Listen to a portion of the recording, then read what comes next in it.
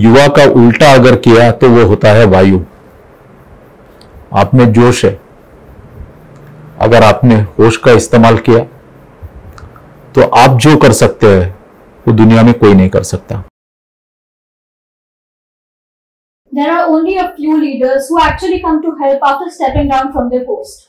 Today we are joined by one such personality who has stepped into the field again to help the common man with their problems in the second wave of pandemic.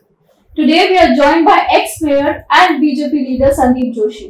Thank you for joining us today, sir. So you have been helping a lot of families in waiving of their bills which were overcharged by the private hospitals.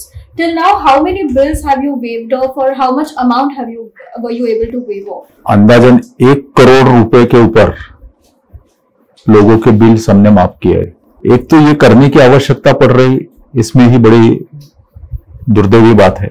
ये होना नहीं चाहिए। प्रशासन ने अगर अपना काम अगर ढंग से किया रहता था तो ये करने की आवश्यकता नहीं। सिस्टम सेट है, हर हॉस्पिटल में एक ऑडिटर है, ऑडिटर के नजर से बिल जाता है। पर हमारे यहां से ऊपर से लेकर नीचे तक एक सिस्टम ऐसी है कि जिसको करप्शन पिछले 70 वर्षों में वो कम नहीं हो सका। आज ऑडिटर्स जो है वो हॉस्पिटल के साथ में सेट हुए हैं। इसकी बार बार तकरार की है, इसलिए इस तरीके से स्टेप मुझे उठानी पड़ी। आज नागपुर शहर में जितने भी हॉस्पिटल्स होंगे उसमें से 80% हॉस्पिटल्स काफी अच्छा काम कर रहे हैं। यानी भगवान जो काम कर सकेगा वैसा काम वो कर रहे हैं। पर 20% हॉस्पिटल्स ऐसे हैं कि जिनके कारण ये पूरी कम्युनिटी जो है वो पूरी बदनाम हो रही है। अनेक लोगों के बिल्स कम किए, नंबर मुझे याद नहीं है, 250-300 लोग निश्चित रूप से होंगे, उनके बिल्स कम हुए और वो खुश है। पर आने वाले समय में ये नहीं होना चाहिए, मैं इसके लिए पीछे भिड़ा हुआ हूं। और एक सिस्टम मैंने अनशन का इशारा दिया था, वो देने के पश्चात प्रशासन जागरूक हुई और प्रशासन ने एक सिस्टम बैठाई है। मुझे ऐसा लगता है कि इसके बाद में जो थर्ड वेव हमारी आ रही है उसमें बिल्स का इशू खड़ा नहीं होगा। सर, जैसे अभी हम थर्ड वेव भी प्रेडिक्ट कर रहे हैं, तो इस चीज का परमानेंट सोल्यूशन क्या होगा ताकि बिल्स बार बार ओवरचार्ज ना करे? एंड अभी म्यूकरमाइकोसिस के पेशेंट्स भी इतने बढ़ गए हैं एंड उनकी भी बिल्स काफी ज्यादा आ रहे हैं, तो इन सब चीजों का कोई परमानेंट सोल्यूशन हो सकता है क्या? म्यूकरमाइकोसिस के बारे में प्रशासन तैयारी कर रहा है और मुझे जो इंफॉर्मेशन मिली है उसके अनुसार राज्य शासन ने म्यूकरमाइकोसिस फ्री ऑफ कॉस्ट में ट्रीट करने का तय किया है। थर्ड वेव के बारे में अगर बिल्स अगर कम आना है तो मुझे ऐसा लगता है कि कुछ चीजें डॉक्टरों को भी तय करनी पड़ेगी। मैं आपको उदाहरण के तौर पर बताना चाहूंगा कि पीपीई किट एक हॉस्पिटल लगाता है 300 रुपए में, दूसरा लगाता है 500 रुपए, तीसरा लगाता है 700 रुपए, चौथा लगाता है 1000 रुपए। अरे ये क्या चल रहा है? मैं खुद डायबिटिक पेशेंट हूं, I was also admitted as a positive patient, तो मेरी शुगर 4 बार ली दिन में। लेकिन ऐसे कई पेशेंट हैं जिनकी जो पेशेंट बताते हैं कि हमारी शुगर तो 4 ही बार ली, पर बिल में लगाया है 10 बार। 7 दिन में 78 बार लगाए हुए पेशेंट्स के बिल्स है मेरे पास। तो ये जो चीजें हैं, डी डायमर है, डी डायमर की टेस्ट कितनी बार करनी चाहिए, पैथोलॉजिकल टेस्ट कितनी बार करना चाहिए, पेशेंट्स बताता है कि पूरे 12 दिन में 4 बार किए, बिल 10 दिनों के। तो फिर ऑडिटर क्या कर रहे हैं वहां पे? ऑडिटर अगर चेक नहीं कर रहे हैं तो यहां पर गड़बड़ है। तो ऑडिटर सिस्टम बराबर बैठना चाहिए। और प्रशासन से मेरी विनती है, प्रशासन को मैंने बताया, प्रशासन ने लेटर भी दिया है डॉक्टर लोगों को कि जो लिस्ट है 80 और 20%, गवर्नमेंट ने अच्छा नियम निकाला कि 80% पब्लिक जो है वो गवर्नमेंट के रेट्स में भरे जाए पेशेंट्स, और 20% जो है वो बिजनेस के हिसाब से उनका हॉस्पिटल भी चलाया जाए, उनको तकलीफ भी नहीं हो और थोड़ा बहुत प्रॉफिट भी मिले। इस हिसाब से 80-20 का जो फॉर्मूला है तो उसकी लिस्ट मिलना अत्यंत आवश्यक है। लेकिन कई हॉस्पिटल्स लिस्ट नहीं दे रहे हैं।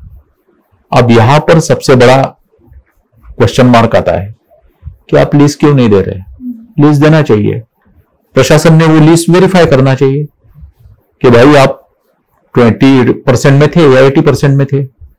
उनको इसका डर है क्योंकि मैक्सिमम पेशेंट्स ये 20% हॉस्पिटल्स में 20% में ही सम्मिलित किए गए, 2-4 पेशेंट सिर्फ गवर्नमेंट के रेट से किए। तो इसकी चिंता करना, इसको इंप्लीमेंट करना ये प्रशासन का काम है और प्रशासन से हम करवाएंगे।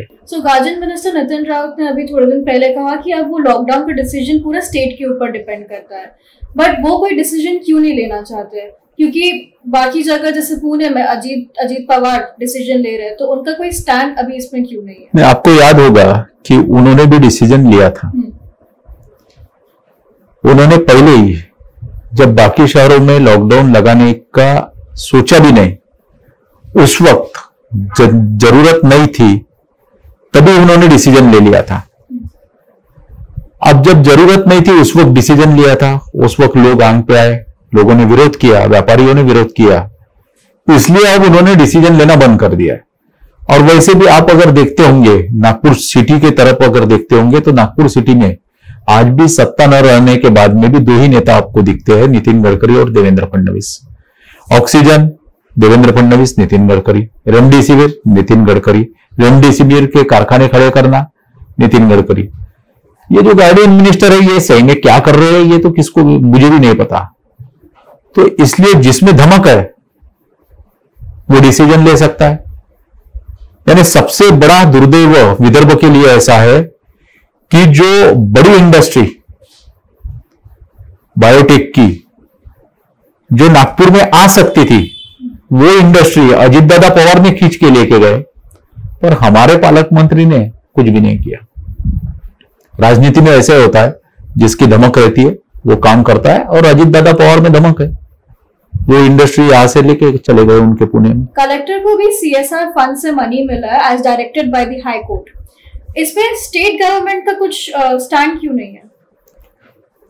एक्चुअली स्टैंड तो स्टेट गवर्नमेंट का ही रहना चाहिए, क्योंकि कलेक्टर उसका ही प्रतिनिधि है। तो स्टेट गवर्नमेंट का स्टैंड और कलेक्टर का स्टैंड, ये दोनों के स्टैंड एक ही है, कोई दूसरा स्टैंड नहीं है। जो भी कलेक्टर करेगा वही राज्य सरकार के आदेश के ऊपर करेगा। राज्य सरकार के आदेश के सिवा कलेक्टर कुछ भी नहीं कर सकता। महाराष्ट्र में हाईकोर्ट को बार बार इंटरवीन करना पड़ रहा है, क्योंकि काम जिस तरीके से प्रशासन ने करने चाहिए थे उस तरीके से काम प्रशासन नहीं कर रहा है। प्रशासन का इसमें फेल्यूर है, और प्रशासन का फेल्यूर होने के कारण हाईकोर्ट को बार बार इंटरवीन करना पड़ रहा है। और हाईकोर्ट के कारण ही अनेक विषय जो है वो विषय सुलझ रहे हैं। नहीं तो नागपुर का डेथ रेशो भी ज्यादा रहता था, नागपुर का पॉजिटिविटी रेशो भी ज्यादा रहता था, और शहर में कोरोना ये ज्यादा बढ़ता था। लेकिन हाईकोर्ट के कुछ डिसीजंस के कारण, कुछ आदेशों के कारण आज नागपुर अभी नॉर्मलसी पे आ रहा है। अभी बीच में एक टाइम ऐसा था जहां पे कहीं भी बेड्स अवेलेबल नहीं थे, जब बहुत क्राइसिस में चल रहा था पूरा शहर।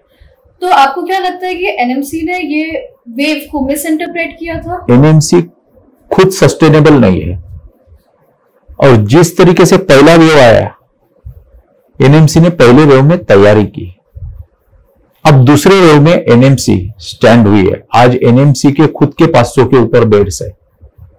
अभी तीसरे लाख तक और कुछ ना कुछ बेड ये NMC भी बढ़ाएगी। लेकिन आपको, मुझे और देखने वालों को भी मैं ये कहना चाहता हूं कि हमारी खुद की अपनी अपनी इच्छा ऐसी रहती है कि हम प्राइवेट में जाएं। तो आने वाले दिनों में अगर फिर से ये कोरोना की तीसरी वेव आती है तो मुझे ऐसा लगता है कि हम लोगों ने NMC को फर्स्ट प्रेफरेंस देने की आवश्यकता भी है। Mayor is known as the first citizen of the city, तो मेयर्स को बाकी सारी मीटिंग्स में बुलाया क्यों नहीं जाता है? कि उनका कोई स्टैंड नहीं है क्या? नहीं, यहाँ पर ऐसा है अपने देश में कि केंद्र सरकार में भारतीय जनता पार्टी है, राज्य सरकार में 3 आघाड़ी की सरकार है, और नागपुर में फिर से भारतीय जनता पार्टी की सरकार है। मैं भी जब मेयर था तब मुझे भी अनेक इंपॉर्टेंट मीटिंग्स में बुलाया नहीं जाता था। अब यह राजनीति है। मेरा खुद का ओपिनियन ऐसा है कि ऐसे समय में राजनीति करने की आवश्यकता नहीं है। ऐसे समय में हम सभी लोग एक साथ रह के पहले कोरोना को निपटने की आवश्यकता है। तो ये बार बार होता है, ये महाविकास आघाड़ी के सरकार, गार्डियन मिनिस्टर कभी बुलाते नहीं महापौर जी को, एक आध बार बुलाया तो बुलाते, बुलाना चाहिए क्योंकि वो फर्स्ट सिटीजन है, कम से कम मेयर को बुलाना चाहिए, लेकिन बुलाते नहीं, राजनीति करते। स्टूडेंट्स की अभी काफी कंप्लेंट्स आ रही थी कि उनके कॉलेज वाले पूरी फीस ले रहे हैं जबकि कॉलेज पूरा ऑनलाइन चल रहा है। आपने अभी उसमें भी आके आप हेल्प कर रहे हैं स्टूडेंट्स को कि उनका थोड़ा सा फीस कम हो जाए, उसके बारे में आपका क्या कहना है? देखिए, ये राज्य शासन में, राज्य में अंधाधुंध सरकार चालू है। आप ऑनलाइन क्लासेस ले रहे हैं, लेकिन स्कूल्स और कॉलेजेस में दोनों में फीस पूरी ले रहे। हमारा इतना ही कहना है कि ऑनलाइन अगर क्लासेस है तो उतनी ही फीस लेना, उसमें लाइब्रेरी की फीस की क्या आवश्यकता है? वो अगर आता ही नहीं है तो पार्किंग का, स्टैंड का फीस की क्या आवश्यकता है? यही विषय लेके हम गए थे और प्रकुलगुरु वाइस चांसलर को मिले थे।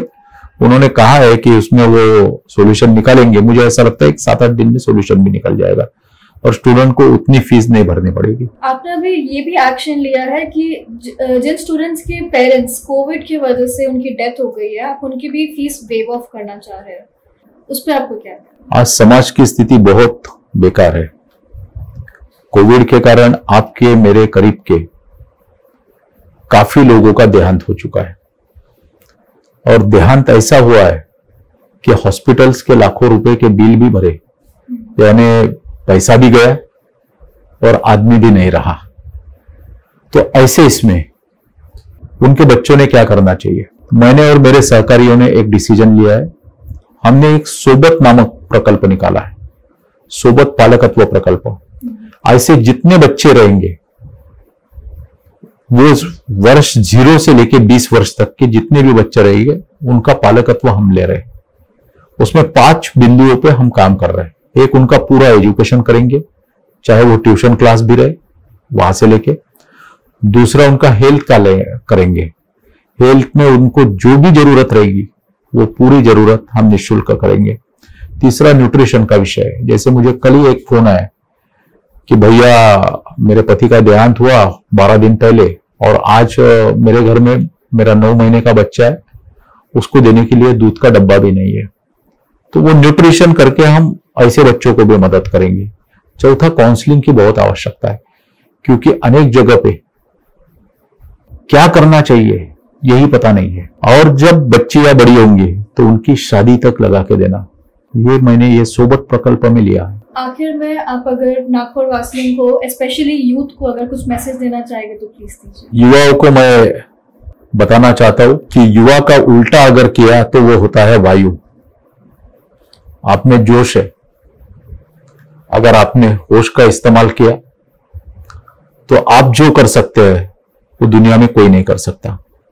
और आज के हिंदुस्तान में सबसे बड़ी ताकत ये युवाओं की है। आज हमारे आजू बाजू में जो भी हो रहा है उसके अच्छे के लिए भी जिम्मेदार युवा है, और गलत हो रहा तो उसके लिए भी युवाओं को जिम्मेदार पकड़ा जाएगा। धन्यवाद।